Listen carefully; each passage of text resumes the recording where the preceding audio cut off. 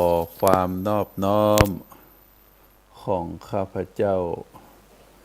จงมีแด่พระรัตนตรัยเจ้าสามประการพระรัตนตรัยองค์ที่หนึ่งคือพระพุทธเจ้าพระพุทธเจ้านั้นได้เสด็จอุบัติขึ้นมาในโลกใบนี้เพื่อที่จะช่วยให้สัตวโลกได้พ้นจากความทุกข์ความโศกอันเกิดจากภัยแห่งกิเลสคือความโลภความโกรธความหลงที่ได้เผาผลาญจิตเผาผลาญใจได้รับความทุกข์ความทรมานพระพุทธองค์ได้นำเอาพระธรรมคำสอนมาแสดงมาเทศนาโปรดสัตวโลกทั้งหลายฮู้เข้าใจพระพุทธคุณของพระพุทธองค์นั้นมีมากมายหลายประการเมื่อว่าโดยสรุปแล้วมีอยู่3ประการประการที่หนึ่งก็คือพระปัญญาคุณพระพุทธองค์มีพระปัญญาที่เฉลียวฉลาดล้ำลึกกว่ามนุษย์คนใดในโลกนี้พระพุทธองค์ได้ตรัสรู้อนุตตรสัมมาสัมโพธิญาณได้รู้สัจธรรมคือความจริงได้รู้หลักอริยสัจสี่ได้นำมาเทศนาสั่งสอนคือสัตวโลกได้รู้ได้เข้าใจเพราะพระพุทธองค์นั้นมีพระปัญญาที่เฉลียวฉลาดกว่ามนุษย์คนใดเราเรียกว่าพระพุทธองค์นั้นมีปัญญาคุณปัญญาที่คุณคือคุณอันเกิดจากพระปัญญาอันยิ่งใหญ่พระคุณอันที่สองขององค์สมเด็จพระสัมมาสัมพุทธเจ้าก็คือพระบริสุทธิคุณในพระหัตถ์ไทยของพระพุทธองค์นั้นปราศจากกิเลสเครื่องเศร้าหมองโดยประการทั้งปวงเป็นพระหัตถ์ไทยที่บริสุทธิ์ส่งผลให้มาถึงการประพฤติปฏิบัติของพระพุทธองค์พระพุทธองค์นั้นเป็นพระพุทธเจ้าเป็นผู้ประกาศพระศาสนาที่มีตัวตนเป็นมนุษย์คนหนึ่งมีความเป็นมามีปิตามารดามีเชื้อสายเป็นพระมหากษัตริย์พระพุทธองค์แสดงธรรมที่พระพุทธองค์ได้ตรัสรู้อย่างใดก็มีความประพฤติเช่นนั้นพระพุทธองค์ประพฤติเช่นใดก็ได้เทศนาสั่งสอนเช่นนั้นเป็นพระบรมศาสดาที่บ่มีนอกบ่มีในมีความบริสุทธิ์ผุดผ่องอันนี้คือพระคุณข้อที่สองพระบริสุทธิคุณพระคุณข้อที่สามก็คือพระมหากรุณาธิคุณพระพุทธองค์มีความเอ็นดูสงสารสัตวโลกผู้เกิดมาที่เต็มไปด้วยความทุกข์ความยากความลำบากได้ตลอดชีวิตของพระองค์ท่านได้ทุ่มเทพระวรกายทุ่มเทสติปัญญาได้เทศนาสั่งสอนสัตวโลกคือได้รู้ได้เข้าใจตื่นเจ้าขึ้นมาพระพุทธองค์ได้เสด็จออกไปรับอาหารบิณฑบาตจากศรัทธาประชาชนเมื่อรับอาหารบิณฑบาตแล้วก็ถือโอกาสเทศนาสั่งสอนในหลักสัจธรรมที่กล่าวมาในเวลาบ่ายคล้อยได้ทรงแสดงธรรมแก่อุบาสกอุบาสิกาผู้ที่ได้เข้ามาเฝ้าพระพุทธองค์ จากเมืองต่างๆค่ำแปลงมาก็ได้ฮือโอวาทฮือกรรมฐานแก่เหล่าพระภิกษุภิกษุณีที่ได้เข้ามาบวชในพระพุทธศาสนาฮือฮู้ฮือเข้าใจในหลักธรรมการปฏิบัติในเวลาเที่ยงคืนก็ได้มีการฮือตอบปัญหาเทวดาเหล่าเทวดาผู้ที่อยู่ในสวงสวรรค์ลงมาเฝ้าพระพุทธเจ้าเพราะพระพุทธองค์นั้นเป็นครูของเทวดาและมนุษย์ทั้งหลายตลอดถึงพระมหากษัตริย์ผู้ที่เป็นสมมุติเทพในเวลากลางวันมีภารกิจนักก็จะเข้ามาเฝ้าพระพุทธเจ้าในเวลาเที่ยงคืนในยามใกล้รุ่งพระพุทธองค์ได้แผ่พระญาณไปทั่วจักรวาลเมื่อสัตวโลกผู้ใดได้มาปรากฏในข่ายคือพยานพระพุทธองค์ได้พิจารณาหันประโยชน์อันจะเกิดขึ้นต่อสัตวโลกผู้นั้นพระพุทธองค์ก็จะเสด็จไปโปรด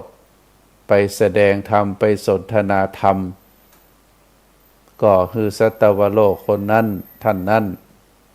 ได้มีดวงตาหันธรรมพุทธกิจทั้งสี่ประการนี้เป็นพุทธกิจที่พระพุทธองค์ได้ทรงบำเพ็ญมาตลอดพระชนชีพของพระองค์เราเรียกว่าเป็นพระมหากรุณาธิคุณที่ในพระทัยของพระองค์นั้นมีความมุ่งมั่นปรารถนาที่จะอนุเคราะห์สงเคราะห์สัตวโลกทั้งหลายเหล่านั้นคือได้รู้ได้เข้าใจโดยภารกิจของพระพุทธองค์ทั้งสามประการนี้เราถือว่าเป็นพระคุณของพระพุทธเจ้าทั้งพระปัญญาคุณพระบริสุทธิคุณพระมหากรุณาธิคุณส่วนพระรัตนตรัยองค์ที่สองคือพระธรรมพระธรรมก็คือกรรมสั่งสอนขององค์สมเด็จพระสัมมาสัมพุทธเจ้าที่พระพุทธองค์ได้ทรงแสดงตลอดพระชนชีพได้เทศนาได้สั่งสอนตลอดพระชนชีพของพระพุทธองค์เมื่อพระพุทธองค์ได้เสด็จดับขันธปรินิพพานเหล่าพระอรหันต์500 รูปได้ทำปฐมสังฆายนา100 กองพระธรรมวินัยคือเป็นหมวดเป็นหมู่อันได้แก่เป็นพระไตรปิฎกก็คือพระสุตตันตปิฎกพระวินัยปิฎกและก็พระอภิธรรมปิฎกทั้งสามประการนี้เราเรียกว่าพระไตรปิฎกซึ่งเป็นการรวบรวมพระธรรมคำสอนของพระพุทธองค์เพราะฉะนั้นพระรัตนตรัยองค์ที่สองนี้มีพระคุณก็คือรักษาผู้ที่ประพฤติปฏิบัติตามบ่ฮือตกไปในทางที่ชั่วฮือได้พบกับความดีเป็นบุญเป็นกุศลได้พบปะกับความสุขอันเกิดจากการประพฤติปฏิบัติตามพระธรรมคำสอนเหล่านั้นอันนี้คือพระคุณพระรัตนตรัยองค์ที่สองคือพระธรรมส่วนพระรัตนตรัยองค์ที่สามก็คือพระอริยสงฆ์เหล่าสาวกของพระพุทธเจ้าอันมีพระอัญญาโกณฑัญญะเป็นปฐมารูปแรกพระสงฆ์ทั้งหลายเหล่านั้นได้สืบทอดอายุพระพุทธศาสนามาจนถึงปัจจุบัน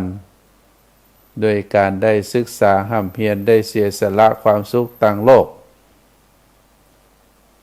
อันเป็นความสุขทางครอบครัวได้ออกบวชได้มาศึกษาห้ำเพียรพอมีความรู้ความเข้าใจก็ได้นำเอาพระธรรมคำสอนเหล่านั้น มาเทศนาสั่งสอนมาอบรมมาบรรยายคือพุทธบริษัทพุทธศาสนิกชนได้ฮู้ได้เข้าใจกันเพราะฉะนั้นพระ สงฆ์ตั้งหลายตั้งมวลนี้เฮาถือว่าเป็นพระรัตนตรัยองค์ที่สามเพราะฉะนั้นพระรัตนตรัยแปลว่าแก้วสามประการเป็นสิ่งที่มีค่าแก้วเป็นมณีอันมีค่าเพราะเป็นของที่มีคุณค่ามีความสุขใสมีความคงทนพระรัตนตรัยในพระพุทธศาสนาก็เช่นเดียวกันทั้งพระพุทธพระธรรมพระสงฆ์เป็นที่เคารพเป็นที่สักการะเป็นที่สรณะที่พึ่งของเจ้าพุทธเฮาบ่มีที่พึ่งอันใดที่จะประเสริฐกว่าพระรัตนตรัยนัตถิเมสรนังอัญญังพุทโธเมสรนังวรังบ่มีที่พึ่งอันใดจะประเสริฐกว่าที่พึ่งลักที่พึ่งของข้าพเจ้าคือพระพุทธนัตถิเมสรนังอัญญังธัมโมเมสรนังวรังบ่มีลักที่พึ่งอันใดที่จะประเสริฐกว่าลักที่พึ่งคือพระธรรมนัตถิเมสรนังอัญญังสังโฆเมสรนังวรังบ่มีที่พึ่งอันใดจะประเสริฐกว่าที่พึ่งคือพระสงฆ์ทั้งสามประการนี้เป็นพระรัตนตรัยเป็นที่สรณะเป็นที่พึ่งเป็นที่ระลึกของพุทธศาสนิกชนเฮาท่านทั้งหลายก็ขอให้ได้น้อมได้ถวายความระลึกนึกถึงน้อมนำมาสู่จิตสู่ใจเป็นสรณะที่พึ่งของหมู่เฮาท่านทั้งหลายโดยความเคารพโดยความสักการะด้วยการบูชาอยู่ตลอดไปทั้งวันทั้งคืนอันนี้เป็นสิ่งที่เฮาท่านทั้งหลาย ควรจะลำลึกนึกถึงอยู่ตลอดเวลาต่อจากนั้นเฮาท่านทั้งหลายในฐานะที่เฮามีครูบาอาจารย์ที่ได้อาศัยท่านทั้งหลายเหล่านั้นได้ศึกษาห้ำเฮียนความรู้ตึงต่างโลกตึงต่างธรรม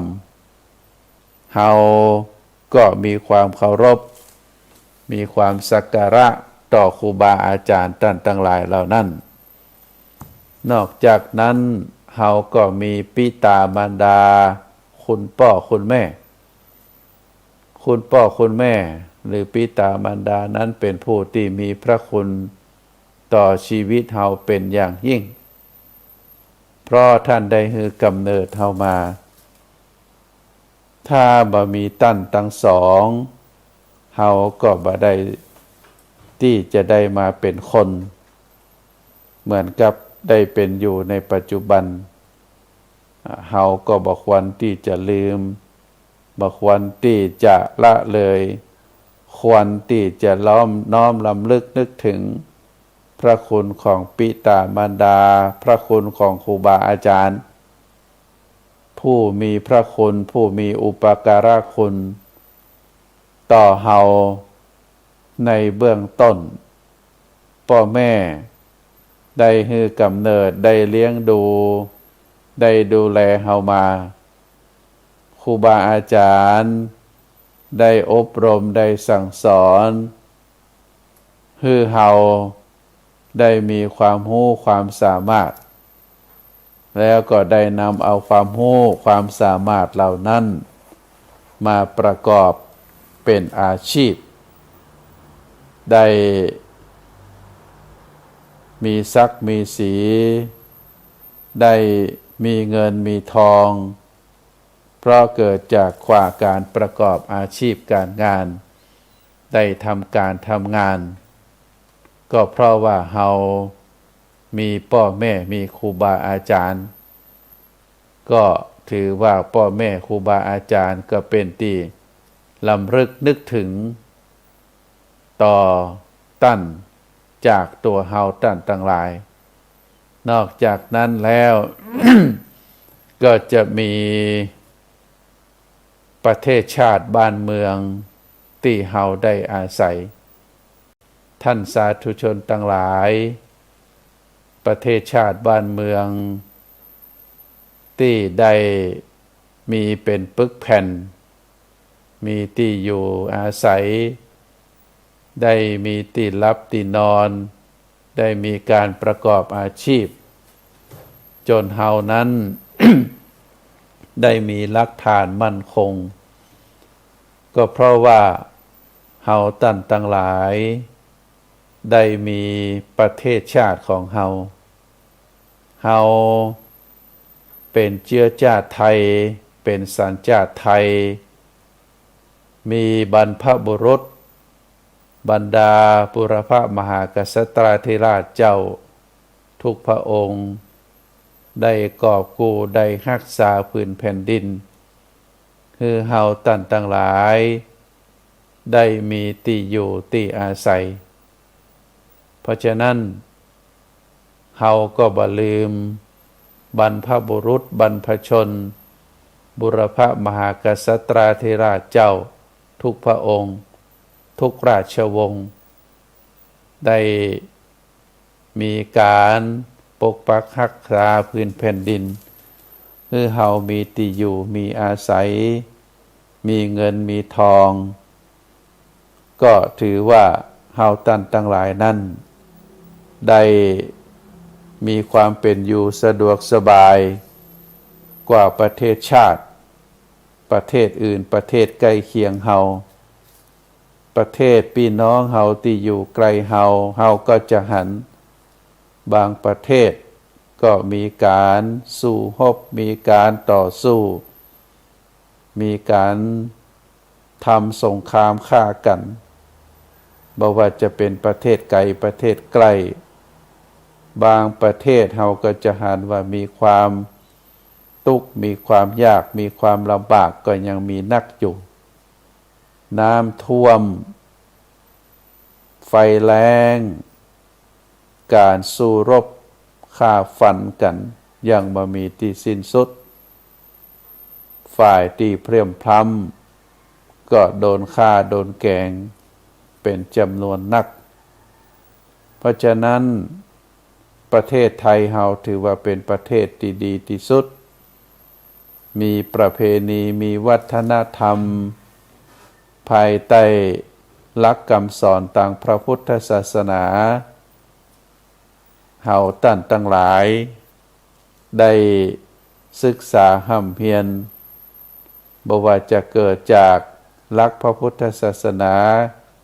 กฎหมายระเบียบสังคมประเพณีวัฒนธรรมถ้าเฮาพิจารณาเป็นที่มาที่ไปแล้วกฎระเบียบทั้งหลายเหล่านั้นก็เกิดจากภายใต้ศีลภายใต้ธรรมของพระพุทธศาสนาเพื่อที่จะให้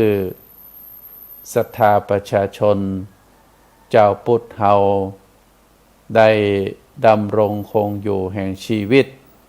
ได้ดำเนินชีวิตเป็นไปตามหลักคำสอนอาจจะออกมาในรูปแบบของประเพณีของวัฒนธรรมตลอดถึงเป็นวิถีชีวิตของพี่น้องเจ้าไทยเฮาก็ถือว่าเฮาได้ได้พบได้ประสบกับ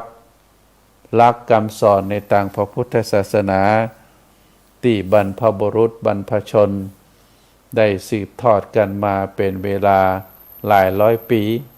หลายพันปีประเทศไทยเฮานั้น700กว่าปีแต่หลักพระพุทธศาสนามีมา 2,500 กว่าปี ก็ถือว่าเป็นเรื่องที่เฮาท่านทั้งหลาย ควรจะศึกษาควรจะห้ำเพียรควรจะน้อมเข้ามาสู่จิตสู่ใจของเฮา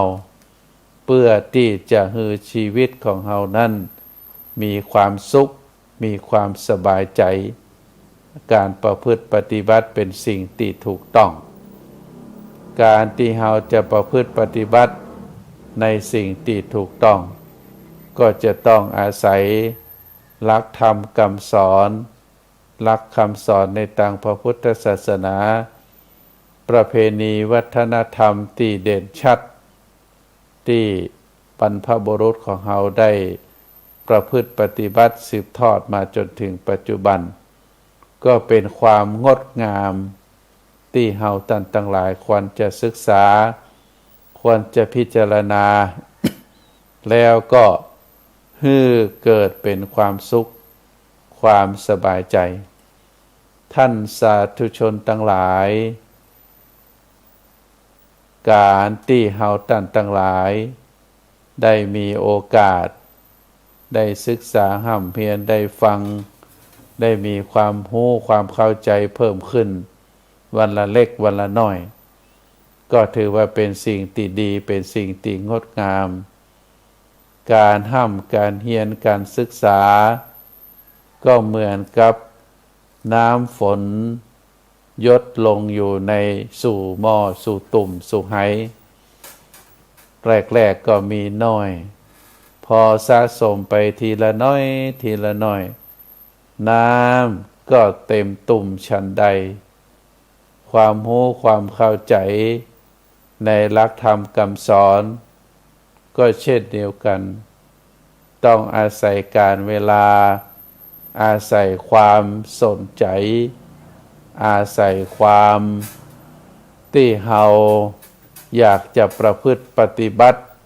คือมันถูกต้องเฮาก็อาศัยครูบาอาจารย์ได้ฟังจากหลายๆท่านที่เฮาเคารพใจปัญญาพิจารณาว่าท่านทั้งหลายเหล่านั้นได้อู้ความจริงได้อู้หลักคำสอนในทางพระพุทธศาสนาเมื่อเฮาได้ฟังน้อมนำมาประพฤติปฏิบัติก็จะก่อให้เกิดเป็นความสุขแต่ถ้าสิ่งใดที่เฮาฟังแล้วพิจารณาแล้วบ่ใจเป็นไปเพื่อความดับทุกข์บ่ใจเป็นไปเพื่อความสงบบ่ใจเป็นไปเพื่อความ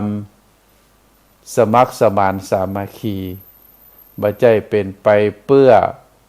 การที่จะให้เฮานั้นสร้างหลักสร้างฐานให้มีความมั่นคงปึกแผ่นแล้วก็ได้มีการประพฤติปฏิบัติในทางที่ถูกต้องตามศีลตามธรรมถ้าหากว่าบ่เป็นไปทั้งหลายเหล่านี้บ่เป็นไปเพื่อสิ่งทั้งหลายที่ว่ามานี้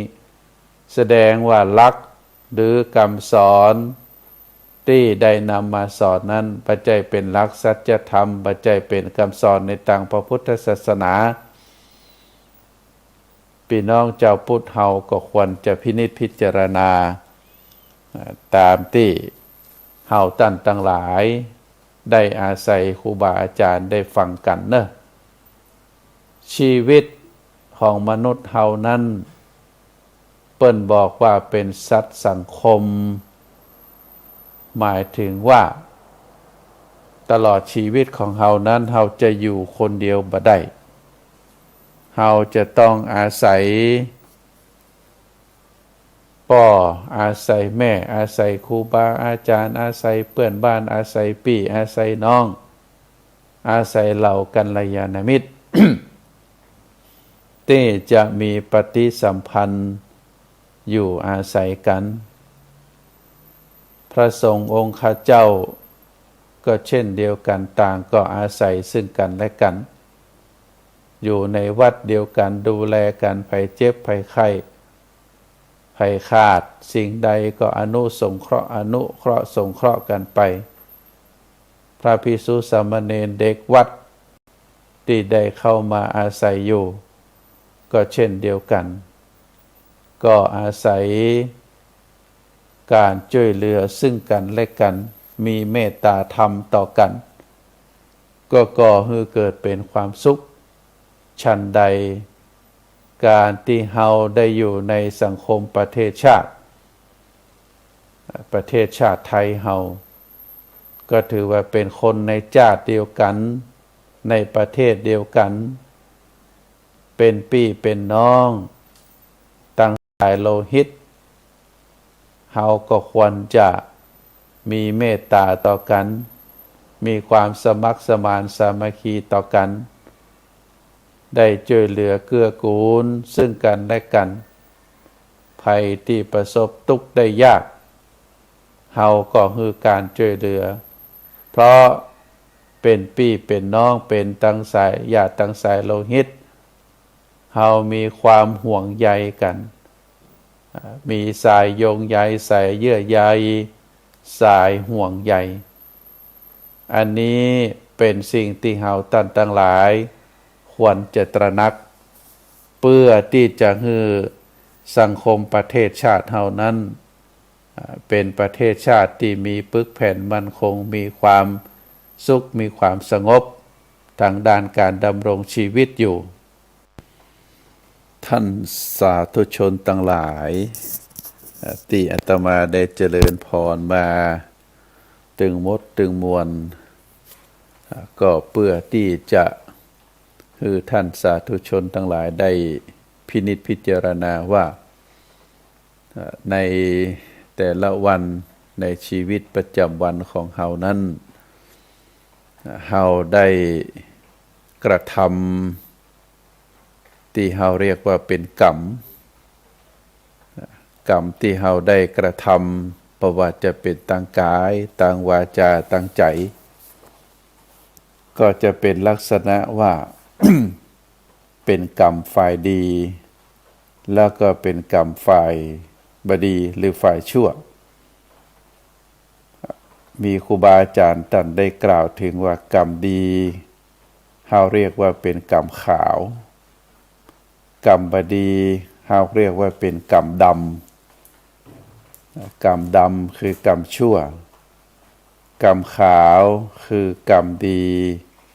กรรมที่ทำให้ผู้กระทำนั้นมีความสะอาดถึงทางกายถึงวาจาถึงทางใจส่วนกรรมบดีหรือกรรมชั่วนั้น ก็ทำให้ผู้กระทำเป็นคนชั่ว เป็นคนบดีถึงทางกายทางวาจาและก็ทางใจผู้ที่ได้ทำกรรมขาวเมื่อ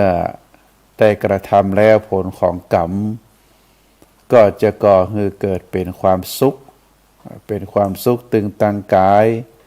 ความสุขตึงทางวาจาความสุขตึงทางใจส่วนกรรมบดีหรือกรรมดำนั้นก็จะก่อให้เกิดเป็นความทุกข์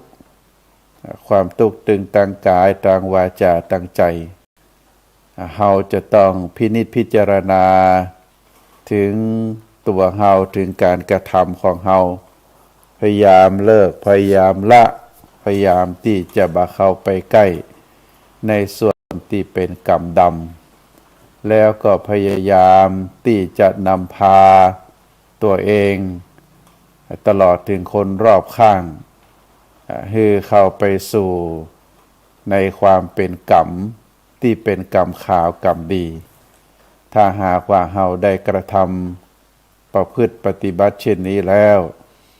ตลอดชีวิตของเฮาก็จะมีแต่ความสุขบ่มีแต่มามีความทุกข์เฮาได้หัน ต่างสื่อสารออนไลน์ข่าวผู้ที่ได้ชื่อว่าเป็นคนช่วยเหลือประชาชนแต่ซึ่งเป็นอาชีพที่เฮาเรียกว่าเป็นทนายความเป็นอาชีพที่ว่าความให้คนเพื่อที่จะให้พ้นจากความผิด เป็นการใจกำอูมาฮักมาล้างเพื่อที่จะให้เจ้าหน้าที่โดยเฉพาะศาลผู้พิทักษ์คุณธรรมได้หันว่าลูกความตัวเองนั้น บ่ได้กระทำผิดหรือ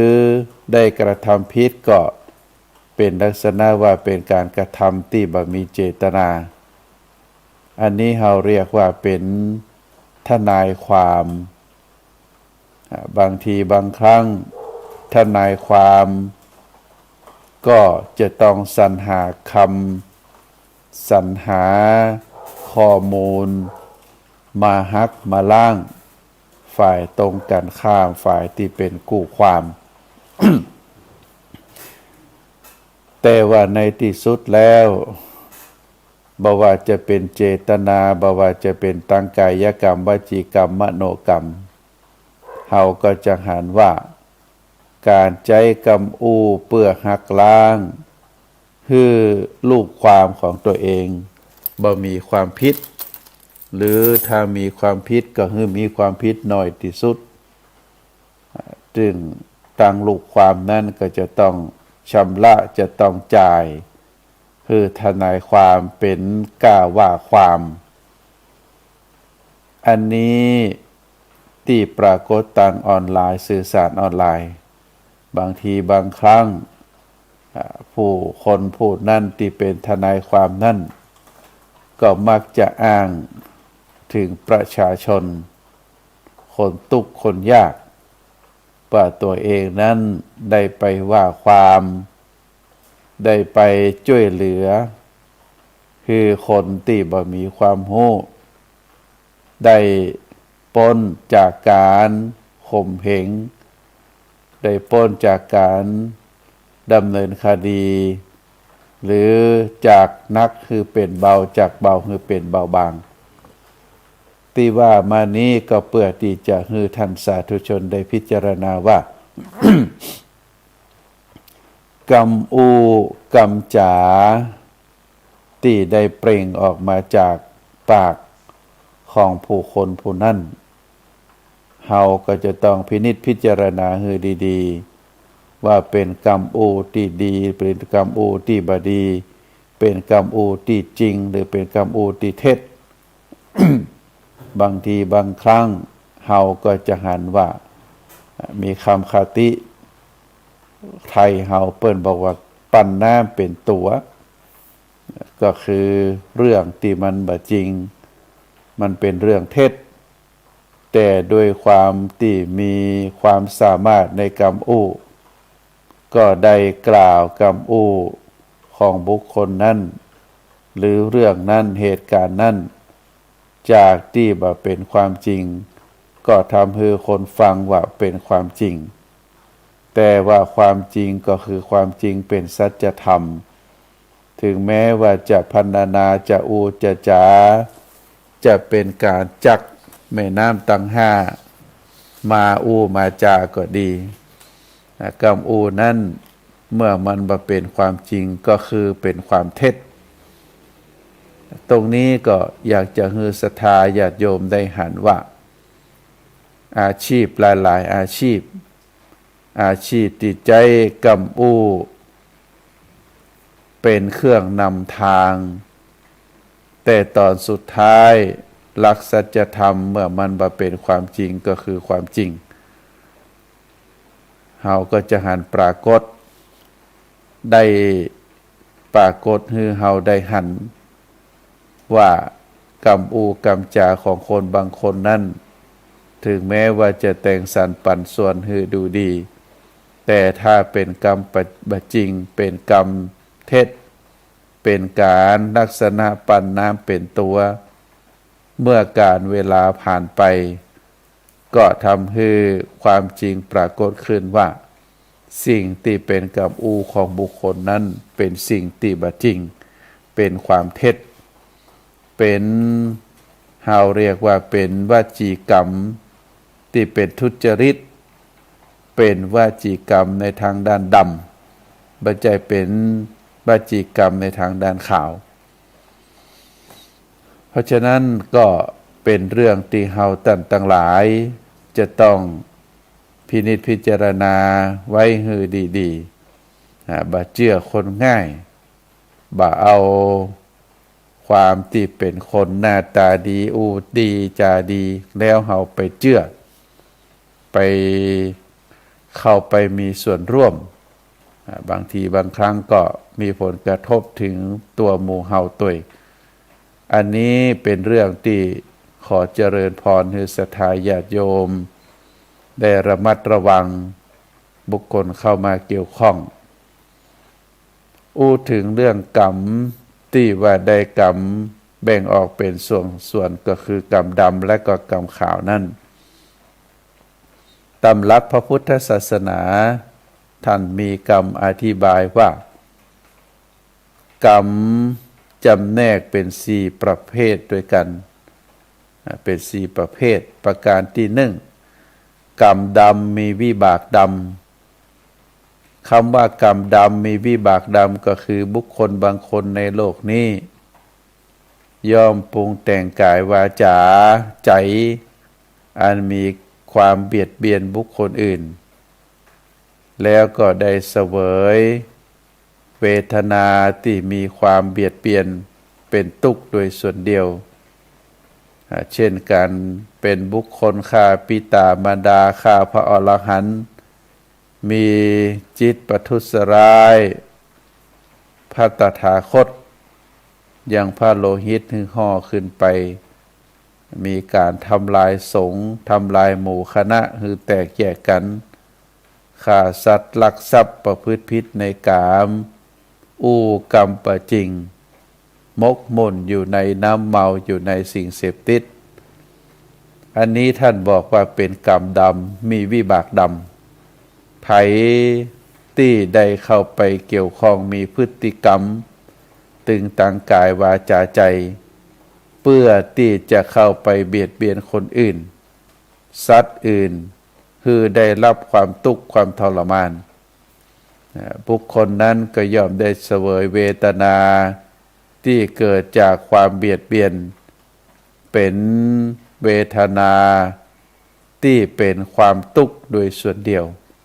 อันนี้เราเรียกว่ากรรมดำมีวิบากดำประการที่2กรรมขาวมีวิบากขาวนั่นก็หมายถึงบุคคลบางคนในโลกนี้ได้ปรุงแต่งได้กระทำบ่ว่าจะเป็นตั้งกายวาจาใจอันมีความบาเบียดเบียนบุคคลอื่นบาเบียดเบียนคือคนอื่นได้เสวยมีความทุกข์แล้วก็ส่วนตัวเองนั้นได้กระทำคุณงามความดีตึงตั้งกายตึงวาจาตึงตั้งใจโดยส่วนเดียวเป็นต้นว่าเป็นผู้งดเว้นจากการฆ่าสัตว์จากการลักทรัพย์จากการประพฤติผิดในกามจากการกรรมเท็จกรรมส่อเสียดกรรมหยาบกรรมเพ้อเจ้อบาปเข้าไปเพ่งเล็งอยากใดของคนอื่นบ่มีจิตผูกอาฆาตพยาบาทคนอื่นตั้งความคิดความหันตรงตัวเก่าไว้ในทำนองครองธรรมที่ถูกต้องที่เรียกว่าเป็นสัมมาทิฏฐิบุคคลที่ประพฤติดังที่กล่าวมานี้ เขาเรียกว่าเป็นกรรมขาวแล้วก็ได้มีวิบากขาวประการที่3กรรมทั้งดำทั้งขาวมีวิบากทั้งดำทั้งขาวกรรมที่เป็นกรรมประเภทนี้ตึงดำตึงขาวมีวิบากตึงดำตึงขาวนั่นเปิ้นหมายถึงบุคคลบางคนในโลกนี้ย่อมปรุงแต่งกายวาจาใจอันมีการเบียดเบียนบุคคลอื่นพ่องมีความบ่ได้เบียดเบียนบุคคลอื่นพ่องบางคนในชีวิตบางครั้งบางวันเบียดเบียนคนอื่นบางครั้งบางวันช่วยเหลือคนอื่นบ่ได้เบียดเบียนคนอื่น ลักษณะของบุคคลนี้ย่อมได้เสวยเวทนาที่มีความเบียดเบียนพ่องบ่เบียดเบียนพ่องเปิ้นก็บอกว่ามีตึงสุขมีตึงทุกข์ระคนกันเรียกว่าทำตึงกรรมดำทำตึงกรรมขาวมีวิบากตึงดำตึงขาวก็เป็นลักษณะแบบนี้ประการต่อไป กรรมบดำบะขาวมีวิบากบดำบะขาวลักษณะแบบนี้ท่านได้กล่าวว่าเป็นบุคคลคือเจตนาใดเพื่อที่จะละกรรมดำอันมีวิบากดำเจตนาใดเพื่อละกรรมขาวอันมีวิบากขาวและเจตนาใดเพื่อที่จะละกรรมทั้งดำทั้งขาวที่มีวิบากทั้งดำทั้งขาวย่อมเป็นไปเพื่อความสิ้นกรรมลักษณะประเภทที่สี่นี้เป็นเช่นบุคคลผู้ปฏิบัติตามอริยมรรคมีองค์8ก็คือผู้ที่ได้สำเร็จเป็นพระอรหันต์ที่เราเรียกว่าเป็นเข้าสู่พระอริยบุคคลบ่ว่าจะเป็นสกทาเป็นโสดาบันก็ดีสกทาคามีก็ดีอนาคามีก็ดีอรหันตผลก็ดีบุคคลประเภทนี้ก็คือเป็นบุคคลที่กรรมบดำกรรมบขาวมีวิบากบดำบขาวเพราะเป็นผู้ที่มีเจตนาเพื่อที่จะละตึงกรรมดำวิบากดำตึงกรรมขาววิบากขาวเพื่อเข้าไปสู่แห่งพระปรินิพพานเพราะฉะนั้นท่านสาธุชนทั้งหลายนะในการที่เฮาท่านทั้งหลายได้ฟังกรรมตึงประเภทดำประเภทขาวเฮาก็จะหันว่ากรรมดำมีวิบากดำกรรมขาวมีวิบากขาวกรรมตึงดำตึงขาวมีวิบากตึงดำตึงขาวแล้วก็กรรมบดำบขาวมีวิบากบดำบขาวกรรมเมื่อทำแล้วย่อมได้ผลตัวนั้นเราเรียกว่าวิบากการที่คนเฮาคนหนึ่งในชีวิตในวันหนึ่งในสัปดาห์หนึ่งสิ่งต่างหลายต่างมวลที่เข้ามาสู่เฮาเพราะว่าจะเป็นกรรมดำกรรมขาวเฮาต้องมีสติในศรัทธาญาติโยมมีสติได้พิจารณาถึงสิ่งต่างหลายเหล่านั้นถ้าเฮามีสติเฮาจะแคล้วคลาดปลอดภัยแคล้วคลาดปลอดภัยในส่วนที่เป็นกรรมดำสติต้องคอยเตือนเฮาว่ากรรมลักษณะแบบนี้เป็นกรรมดำผลที่ตวยมาก็จะเป็นวิบากดำผลที่ตามมาก็คือจะเป็นความทุกข์ความทรมานเฮาหือละเฮาหือเว้นในฐานะที่เป็นปุถุชนอยู่บางครั้งบางคราวจิตใจถูกความโลภความโกรธความหลงครอบงำก็เป็นไปได้ถ้าหากบุคคลนั้นเป็นผู้ที่มีจิตใจอ่อนแอปราศจากสติที่เป็นเครื่องรำลึกนึกถึงบางครั้งบางคราวก็นำพาไปสู่ความเป็นเรียกว่าเป็นความไปสู่ความเป็นบุคคลที่มืดที่ดำแล้วก็ได้นำพาไปกระทำกรรมที่บดีตามที่กล่าวมาเป็นกรรมทางด้านดำก็จะก่อให้จิตใจเฮาเศร้าหมองจิตใจเฮาเศร้าโศกจิตใจเฮาได้รับผลกระทบทำให้เกิดความทุกข์ ได้รับการตัดสินลงโทษเป็นการลงโทษที่ทำให้ขาดอิสรภาพต้องถูกจองจำอย่างอีเป็นต้นเพราะฉะนั้นเฮาท่านทั้งหลายในฐานะที่เป็นเจ้าพุทธ ในฐานะที่เชื่อในพระธรรมคำสอนขององค์สมเด็จพระสัมมาสัมพุทธเจ้าเราจะต้องใช้ความคิดความพินิจพิจารณาคือถี่ถ้วนว่ากรรมอันใดเป็นกรรมดำอันใดเป็นกรรมขาวก็จะต้องใช้สติปัญญาพิจารณา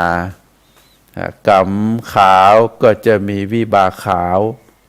กรรมดำก็จะมีวิบากดำบุคคลที่ปรุงแต่งร่างกายปรุงแต่งวาจาปรุงแต่งใจเข้าไปเบียดเบียนบุคคลอื่นฆ่าพ่อฆ่าแม่ฆ่าปิตามารดาฆ่าครูบาอาจารย์ประทุษร้ายมีการฆ่าสัตว์ลักทรัพย์ประพฤติผิดในกามพูดเท็จพูดคำหยาพูดเพ้อเจ้อดื่มน้ำลับดื่มน้ำเมาเข้าไปเสพยาเสพติดอันนี้เราเรียกว่าเป็นกรรมดำมีวิบากดำส่วนกรรมขาวมีวิบากขาวมีผลดีก็คือเว้นจากการฆ่าสัตว์ลักทรัพย์ประพฤติผิดในกาม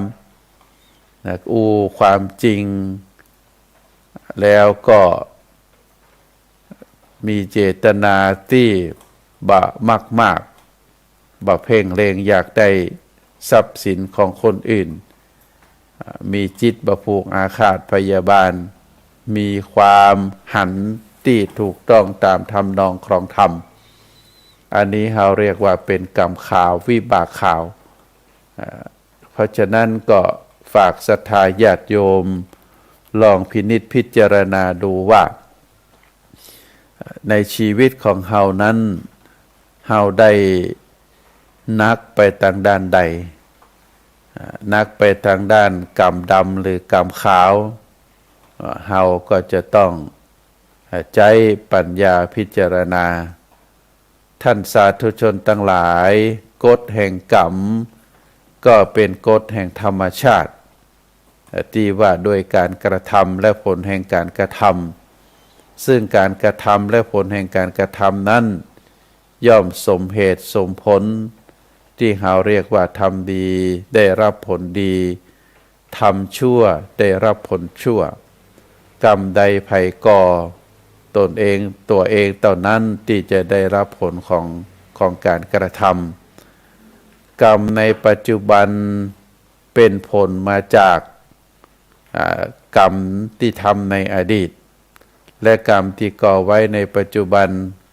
ก็เป็นเหตุที่จะส่งผลสืบเนื่องต่อไปอย่างอนาคตกรรมดีกรรมชั่วลบล้างซึ่งกันและกันบ่ได้ถึงแม้ว่าการทำกรรมดีจะลบล้างกรรมชั่วเก่าที่มีอยู่เดิมบ่ได้แต่ก็มีส่วนช่วยคือผลกรรมชั่วที่มีอยู่เดิมผ่อนลงคือจากนักก็คือเป็นเบาจากเบาก็คือเป็นเบาบางจากเบาบางก็คือสูญหายไปเปิ้นก็เหมือนกับน้ำศรัทธาญาติโยมน้ำที่อยู่ในแก้วถ้าเป็นน้ำขุ่นเราได้เติมน้ำบริสุทธิ์ลงไปก็บ่สามารถที่จะทำให้น้ำขุ่นนั้นกับบริสุทธิ์ได้ทันทีทันใดแต่ทำให้น้ำขุ่นข้นนั่นกลับเจือจางและก็ใสขึ้นกว่าเดิมก็เช่นเดียวกันเป็นลักษณะของกรรมเราเรียกว่าผลก็จะผ่อนนักคือเป็นเบาเพราะฉะนั้นพระพุทธองค์บอกว่าสัตว์ทั้งหลายมีกรรมเป็นของตนมีกรรมเป็นทายาทมีกรรมเป็นกำเนิดมีกรรมเป็นเผ่าพันธุ์มีกรรมเป็นที่พึ่งอาศัยกรรมย่อมจำแนกสัตว์ฮือเลวฮือประณีตเพราะฉะนั้นอันนี้เป็นเรื่องของกรรมนะกรรมดำกรรมขาวก็ขอฝากศรัทธาท่านสาธุชนได้พินิจพิจารณาถึงเนื้อหาสาระเรื่องราวที่ได้กล่าวมาถึงกรรมดำกรรมขาวผลของกรรม อันเกิดจากการกระทำตึงตั้งกายตั้งวาจาและก็ตั้งใจของเฮากรรมเมื่อเฮาทำไปแล้วบ่ว่าจะเป็นกรรมดีหรือกรรมบ่ดีบ่ว่าจะเป็นกรรมดำกรรมขาวสัตว์ทั้งหลายมีกรรมเป็นของตัวเก่ามีกรรมเป็นทายาทมีกรรมเป็นกำเนิดมีกรรมเป็นเผ่าพันธุ์มีกรรมเป็นที่พึ่งอาศัยกรรมย่อมจำแนกสัตว์ฮือประณีตฮือเลวก็เป็นแรงผลของกรรมอันเกิดจากการกระทำเพราะว่าจะเป็นกรรมกระทำในปัจจุบันหรือเคยกระทำมาในอดีตผลก็จะส่งผลให้บุคคลคนนั้นผู้ทำกรรมนั้นเป็นคนดีหรือเป็นคนบดีก็สุดแต่แล้วแต่การกระทำสุดแล้วแต่กรรมที่บุคคลนั้นได้กระทำก็ขอฝากสาระธรรมคือท่านสาธุชนได้พินิจพิจารณาเนอะในท้ายที่สุดแห่งการอูกันจาในวันนี้ก็ขออนุโมทนาท่านสาธุชนที่ได้ร่วมกิจกรรมได้ร่วมการทำบุญด้วยกันมาโดยตลอดขอคือ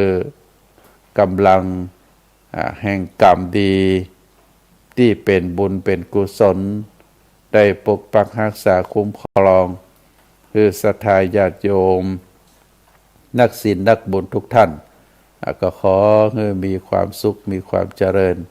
มีราคาแคล้วจากทุกโศกโรคภัยพยันตรายทั้งหลายทั้งมวลจงเจริญโดยจตุรพิธพรชัยมีอายุวันนะสุขะพละ